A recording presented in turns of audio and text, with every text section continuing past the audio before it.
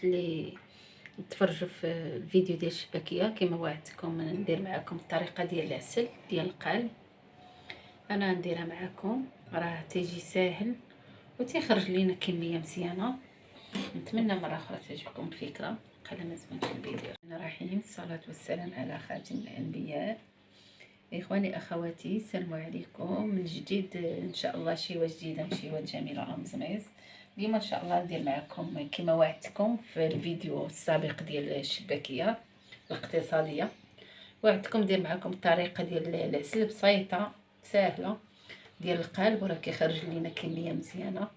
نتمنى تعجبكم الفكره يا ربي.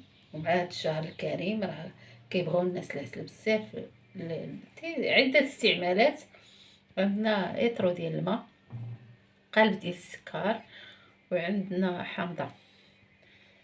بسم الله، عندنا العسل كنزيدو عليه هاد لتر ديال الماء. ساهله هاد الطريقه وتيجي زوين.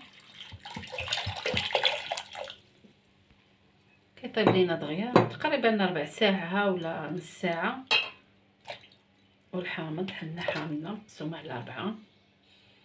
اهو ما فيش بزاف ديال المقادير. انا نديرو تطلع الغليه وكيذوب لينا القالب عاد باش كنسدو عليه. نديرو العافيه على هاد الحراره وتنديروه حتى كيذوب لينا القالب. راه كيبدا يذوب بشويه بشويه حتى كيطيح، تيبدا يغلى. ديك الساعات كنسدو عليه. والعسل ديالنا ها هو صافي، راه غلا دابا مزيان. ذاب لينا كاع داك السكر القالب. غنسد عليه دابا كيف قلت لكم